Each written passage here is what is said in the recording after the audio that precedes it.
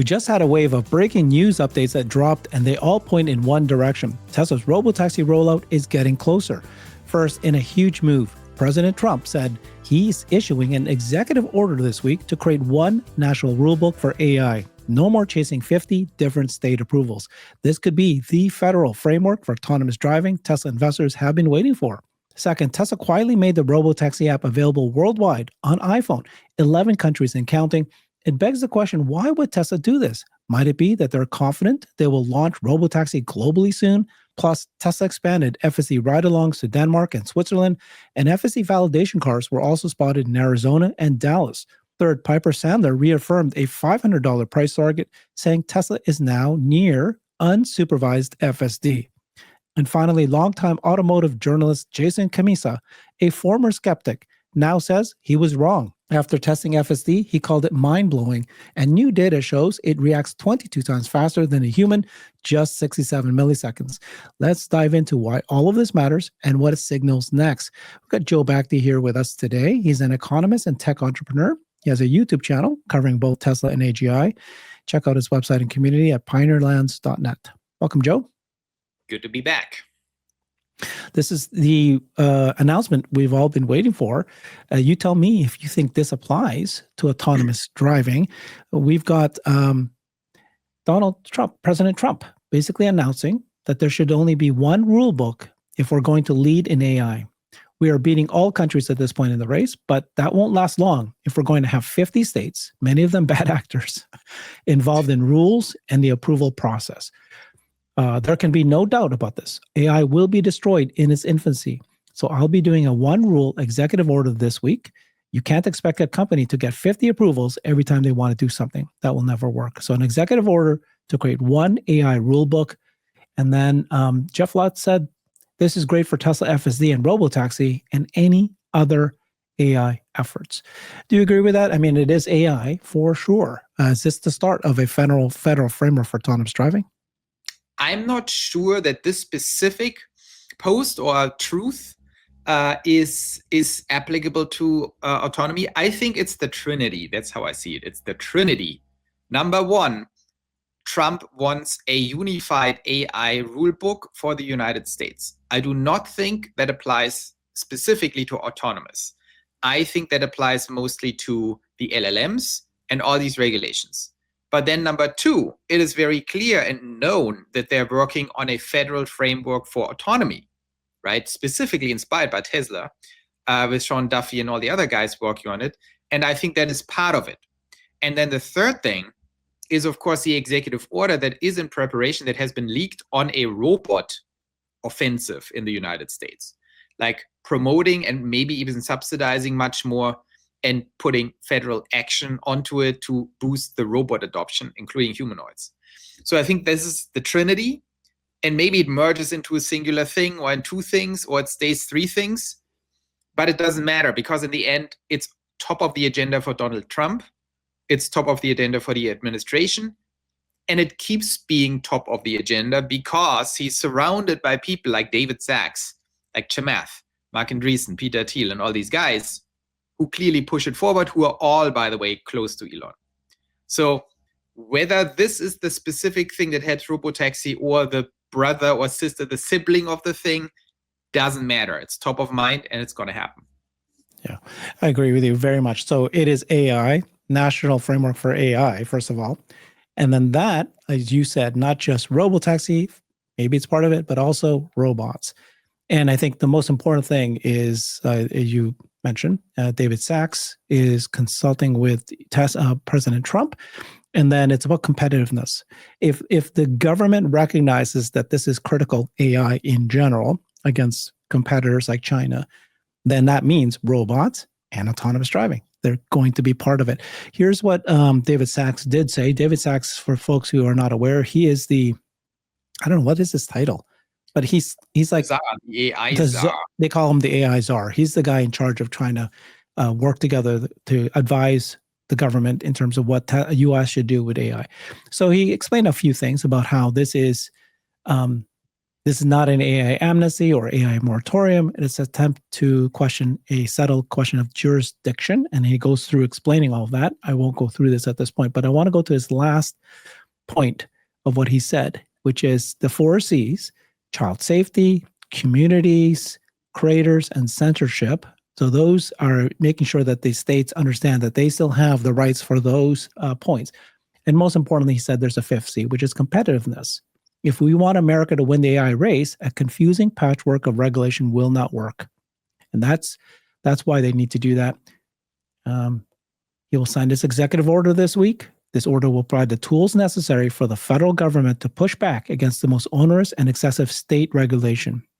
At the same time, the administration will continue to work with Congress to define a federal framework that can be enacted through legislation. So like you said, it's the beginning, but it's the first step, right? You need to have this kind of push from... And it's, and it's truly a trinity, as I mentioned before. It's 3 distinct different things. I do not think this is about autonomy or robotaxis. Yeah. This is explicitly about LLMs, how these things react, safety against ASI takeover and stuff like that, or self-improving models and things like that. That is one big thing. The next big thing is autonomy and cars, which is related, but is a different topic that they're also working on. And the third big thing is more, not so much on the regulation side, but on the boosting side for humanoid robots. Maybe that also includes autonomy, by the way. But that's the third big executive order, where it's not about regulation, but the question, how does the US ensure it's number 1 in the world? Yeah. What can the government do to boost that stuff? They announced that last week, right? Robots. They didn't announce it, they leaked it. The national initiative to do robots next after they focus on AI now. Okay, very, very good news for Tesla and many of the US-based AI companies. This is the beginnings. It's fantastic. The next big thing that happened was this announcement from Tesla. Okay, this is the Tesla Robotaxi app. You can see that it's in Korean now. The language, it changes to whatever language you are in, so that's great. But they now made it available for all iOS users. You can now download it in Japan, Thailand, Hong Kong, South Korea, Australia, Taiwan, Macau, New Zealand, Mexico, and of course, US and Canada. So why would Tesla do this? Why would you make an app that's only available really for use in California and Texas? Why would you now go ahead and let anybody in all of these countries to download it? I mean, yeah, what's your thinking about this? Is this indicative that maybe they're really confident they're going to roll out Robotaxi in these countries? I think it's definitely indicative. I mean, there's no other explanation, and they're doing it explicitly. So sure, there might be a little premature, so it's not gonna, maybe they're a little early with it, but it's indicative that they see the light at the end of the tunnel. They clearly see whatever it is, 14.3, 14.4, 14.5, it can't be much more than that. Elon thinks it's 14.3, where it becomes truly unlocked, the whole situation. And we see all the reports now, not just from the Tesla fan base, but from critics, from the worst critics, from German auto newspapers and magazines. I mean, these people are not friendly, and they report, oh my God, FSD is here. And when that happens, that's a whole different ballgame. And that means we are very, very close. And as I always said, this will be an inflection point business, not like doubling every month or something. It goes relatively flat and then it's there. And once it's there, it's more like a hockey stick situation. Because they're taking it very slowly, but then once it works, I mean, you can scale this very rapidly, especially if you produce, a car every 28 seconds, or if you already have 7 million on the road. So, yeah, I think this is kind of the Mexican standoff between the doubters and the bulls, right? So who's right? And, once the bulls are right, it will go very, very quickly. And I think we are seeing now the preparation everywhere. And I made this joke, I think on X, where it's like the little, the little people in the jungle, the Indian, how are they called? Like the natives spearing it out in a little stone and sticks battle. And then the third party comes along, Tesla, and they're starting to build like 6 lane highways and spaceships and stuff, but they're not participating in the battle. And then one day they send a little robot into the battle, and the robot gets killed by a spear, and then all the watchers say, "Oh, see, they can't fight." It's like, dudes, really? They're literally like getting the spaceships in order. Like, I would not be so confident. And I think that's what we see. I think that's the big disconnect between the people who understand Tesla and the technology and the infrastructure and the capital spent versus all the so-called competitors, including Waymo or the Chinese or whoever. I think we see a massive, massive build-up with the app globally deployed, with Cybercab being prepared for Q1, with FSD being rolled out everywhere, with the press saying, "Oh my God, it works." Like, connect the dots. It's not that hard. And I think it's very close, the whole situation. We're very, very close. Yeah. I never underestimate bad actors and regulation, but there's also the point where you can say whatever you want to say at this point, and it's already proven wrong. You're already proven wrong. So the point is, they're going to be less and less of those pushing back because it's done. It's done. Okay. So, they rolled out the app, Robotaxi app, to all these countries. It seems small, maybe means nothing, but it just shows you, like, why would you bother doing that? It's you download the app. It's literally the Robotaxi. There's nothing to app. see. If you download the app, there's nothing to see. Yeah, and it's just going to sit in your phone, and there's it could actually cause harm if it's sitting there for too long. But I don't know. Okay, so it's interesting. I think that they're ready to. They might have in these countries knowledge that they're already moving forward. So FSD ride-alongs have been very successful in Germany, France, and Italy, as you said. German publication Autobild, the news from France and Italy, raving about it, how great it is, because there's nothing else to say. It is so amazing. Everybody takes a ride, and it's perfect.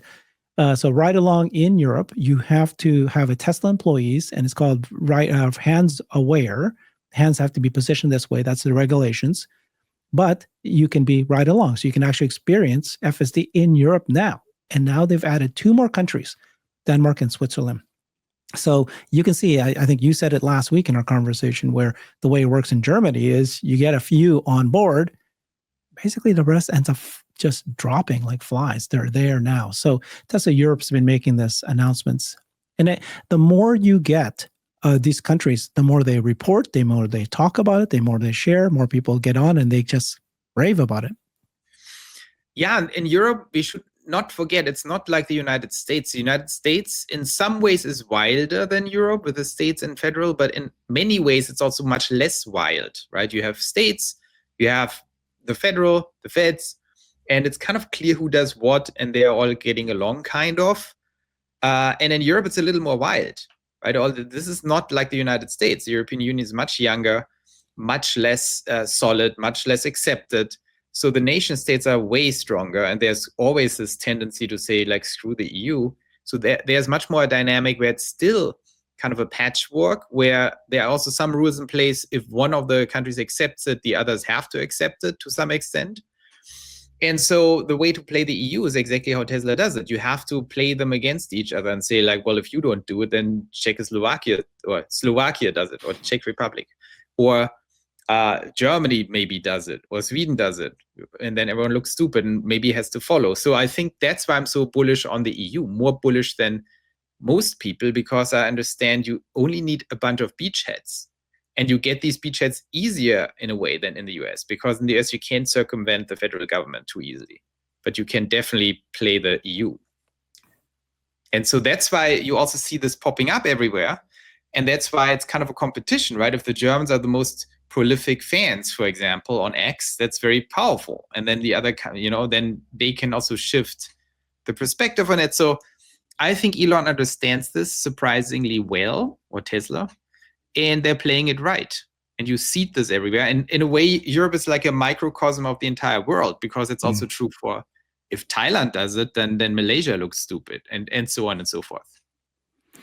Isn't this great, though? We're watching progress not only in the United States, right? We got the national framework coming. You've got this expansion in the U.S. Now you've got everywhere. South Korea's using FSD. Now Europe is now using it. China's using it. And then that's maybe why they're making moves in every part of the world to get FSD approved first, and then Robotaxi trialed, and then get going. And the point being, Tesla's technology works anywhere. Anywhere. Yes. Australia, any point A to point B. So now that it's in Europe, are you going to get a ride along? Of course. Well, okay. Do it they're hard week. to book because they're very booked out. But let's see. And but what I also see happening, and I always say that it's important for everyone, I think, to wrap their heads around. I think we're entering a new age. In 2026, latest, it has started this age of AGI, and there are some paradigms here that it's not just about businesses and stocks anymore, because these are massive shifts in civilization that are triggered by Tesla. They're also triggered by Google and some other big AGI fish, right?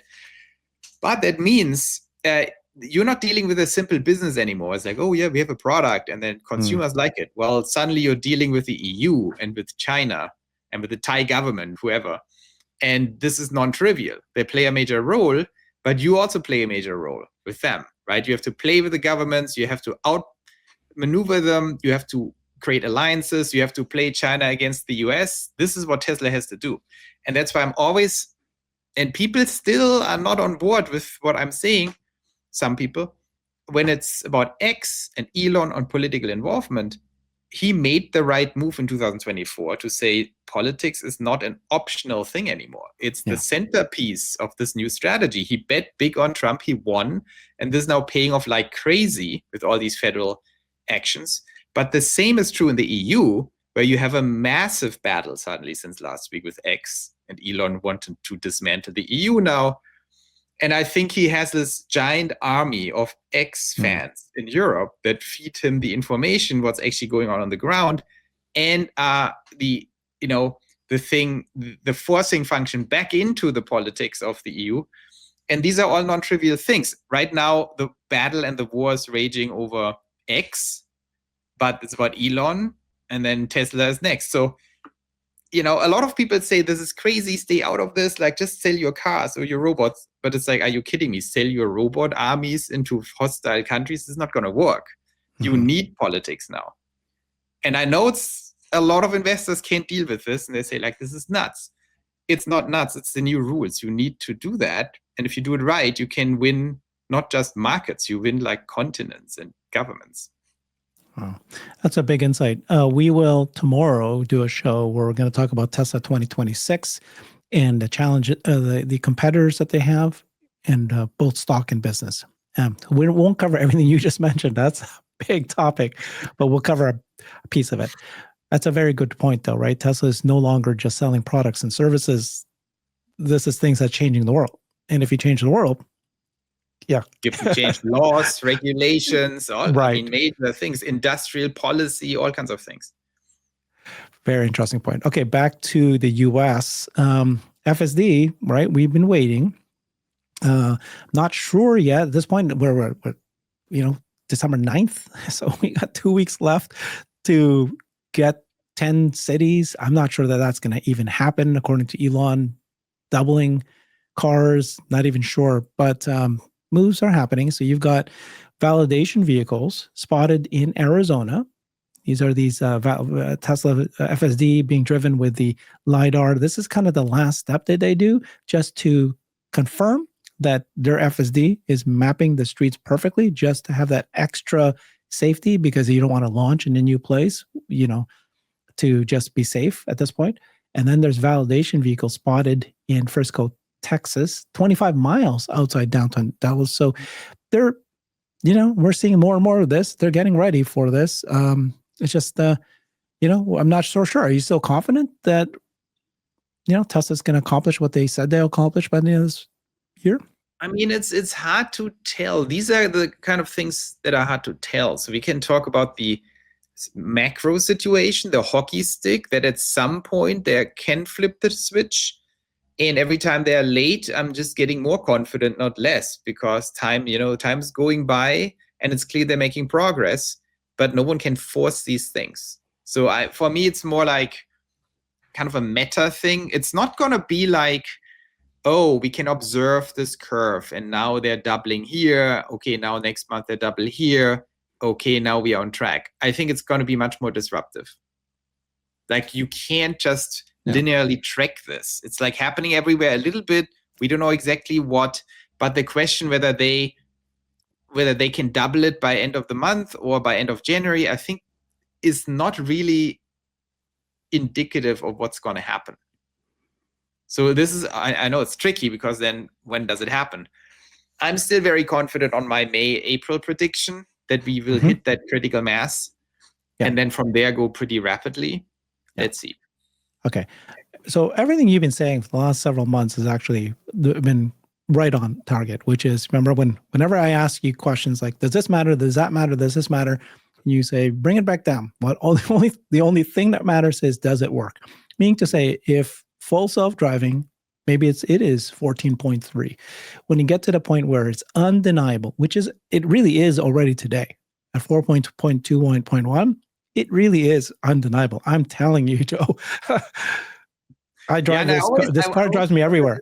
And I was a little skeptical because you're, of course, the cyberbull.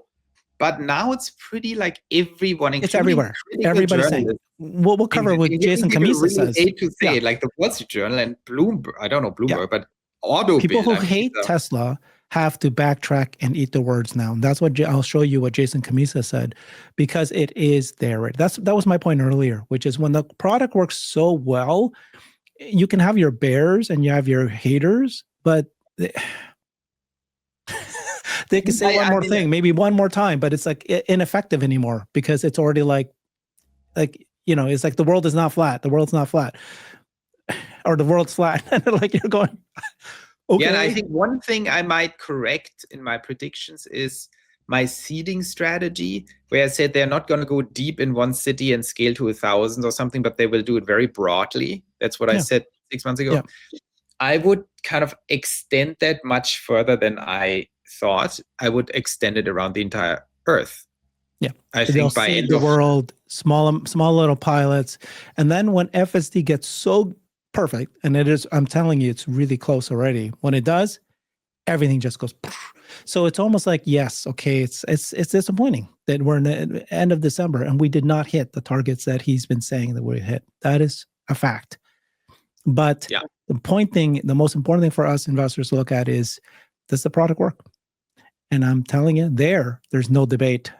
And more people testing it is saying, actually, the product works. And then as everybody tests it, that's why they're doing ride-alongs globally. And at that point, and that's why I think that they're slowing down. Like, why increase now? Just wait until 14.3 comes and then go boom, everywhere. Exactly what they do. Yeah. Because we can see these indicative points, the meta points. They're rolling up Robotaxi app. They're now expanding it across all countries. And so I think, that's an indication that the seeding strategy is just on steroids now. And I think when you really think about it, if you are in 50 countries or something, you cover 4 billion people. Yeah, I would get nervous as a bear. Yeah. And also, I think I love it. The conversation's wrapping up nicely. You play other countries against each other. So you're going, okay, Tesla Qs in US are succeeding and they're winning and they're slowing down regulation. Fine. Let me show you all these other countries that adopt it. And then you look like a fool, right? Because and it's like the forcing functions are tremendous on a social level too. You have deaths, right? Suddenly you can say we have much fewer deaths in these per car, whatever. The next thing is costs. People underestimate this. Imagine you can just get rid of your stupid car. A lot of people are not that rich that they can have like 10 cars and for fun. Businesses, the productivity of businesses, of transport, automotive, autonomous transport is one of the most potential savings. Okay, boy, a few more stories here. Piper Sandler. Look at this. Alexander Potter. He reaffirmed an overweight rating and a $500 price target in Tesla. He noted Tesla's close to unsupervised FSD. Okay. Now, I don't like it, but he cited the FSD community tracker, and the community tracker is showing a 20 times improvement in miles to critical disengagement. After FSD 14.1, the largest gain in 4 years, this spike followed a slight dip, boosted Okay.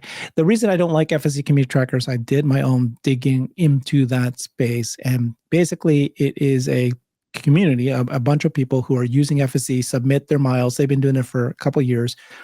And it's so, there's a guy in BC that has 50% disengagements. And it skews it. It's like, you know what I mean? Like, how do you know it's not a Tesla Q? How do you know he's not lying? How do you know? And it's just not enough data points to truly know the reality. Okay. But at this point, this is another point. Even if it was skewed before, at this point, you can't fake it anymore. Even because the 20 times improvement, it really is at that point. So anyways, I don't think that site, community tracker, is useful. It's just another data point. But yeah, I think from here, it's becoming very clear that something is really working, that there's a clear kind of breakthrough. And the question is now, from a stock perspective, what does it mean? Like, how long are we still in an air pocket where the stock can just drop? You know, how long is the stock just running a little bit on fumes of hope, even if the conviction is high? And at what point is it forced up? And that point also determines how long we are at risk, right? If the market goes down, if the market gets nervous, we can drop as long as we don't have complete hard evidence, which is the scaling of Robotaxi, like the actual physical scaling. So I think that's kind of the big game, right? We have to understand how long is this going to go on. And I think we are now on an exponential progress trajectory. It's like, okay, it's there. Now the question is from here to actually having all the Robotaxi scale, what's happening in between? And how much time is that? I think that's the big question if you're into stock options or alpha trading, not if you're a long-term holder. But okay, this is Alexander Potter, Piper Sandler. That was the report he gave out. Jason Camisa, he tried FSD version 14, an hour-long trip after being critical of FSD in the past. He said, I had to eat my shit and my words. This car drove us the entire way expertly. So let's listen to what he said here. From the address and boop, boop, it took over. This fucking car drove us the entire way expertly, making lane changes whenever it wanted with nothing dangerous, no jerks, no side to side, anything, beautifully smoothly, including constantly 15 miles an hour above the speed limit. So there is, per your request, well, there's chill, there's normal, there's hurry, and there's Mad Max is the other 4 settings. It was just in hurry, and it was not fucking around. I mean, like in a 55 zone, was doing 71 in the right lane and got off the exit and stayed at 70 miles an hour. And I'm like hovering over the brake pedal going, oh my God, I don't know this exit. I don't know the road goes, but it's doing fucking 70 down an exit ramp where I know there's a red light at the bottom and there are cars waiting. And I'm like, we're going to be one of those videos where everyone dies and there's a fireball and whatever. Nope. Right when it was sort of at the last conceivable setting was on hurry, the last conceivable safe time to come to a controlled stop, it started to bleed off speed and went right down to a stop at the light with its signal on, looked both ways and went through the, stopped and made a right on red. And here's the thing, pulled into the fucking parking lot and then backed itself into a parking spot. I shit. I mean, I actually shit. And I had to eat my shit and my words and whatever. And then when we got out of the thing, I plugged in the address of the eye doctor's office, and it took us out of that parking lot onto the main road, made a couple turns into the parking lot of the dentist's office, the eye doctor's office, which is super narrow and like uncomfortable for, I think, for the average operator. Well, it would be not a challenge for the operator, but a Waymo would never have been able to get in there. And it fucking pulled right into a parking spot. It was a handicap spot. So it wasn't looking at that, but and it drove us all the way back to San Francisco. Oh, that host still looks like he's still skeptical. But so he mentioned a few things there. First of all, this guy was very critical of FSD before. And then now, people who test it now, they are blown because they had this image of what it was, and then now it doesn't. And when he's talking about the different thing, hurry, he gets off 70 miles an hour. Everybody going, oh, that's free. No, dude, you can set the settings. And so he had it on hurry, and that's what he said. Now, just using the scroll wheel on the right, I do this all the time. If I'm going down my main hill and I know there's cops down there, I set it to chill, and it slows down immediately and goes right to the 25 mile per hour speed zone. Then as soon as I'm past where the cops usually are, I set it back to standard.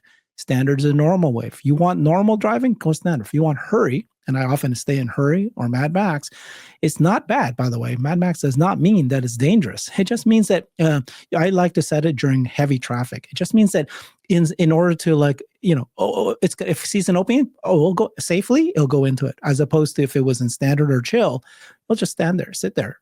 But if you want it to okay, hey, I want to get past this traffic and I want to just normal drivers, hey, I want to get in there. If it's safe, they'll do it. So this issue of speed has been resolved in the last 0.1 release.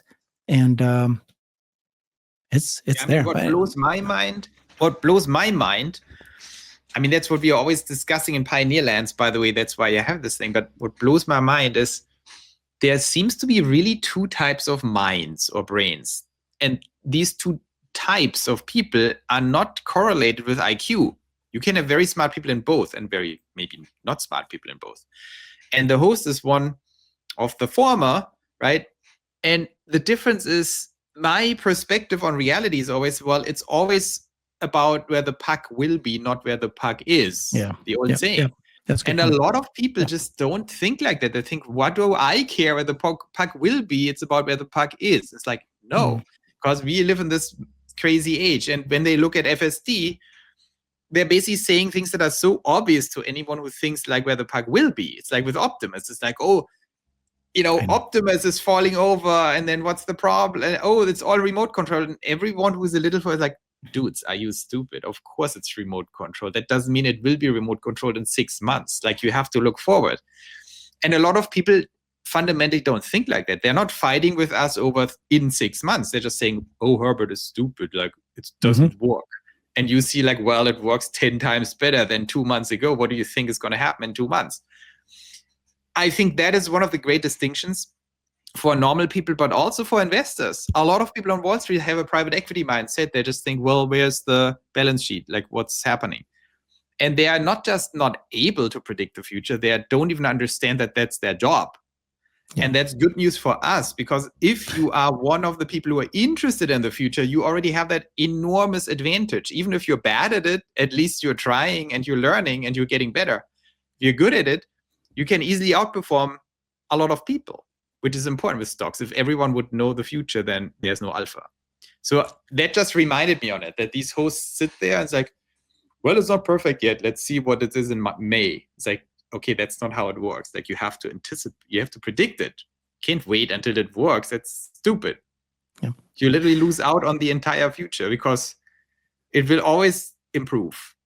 And the fun is to predict where the puck will be. I mean, that's what we have to adjust our brains towards.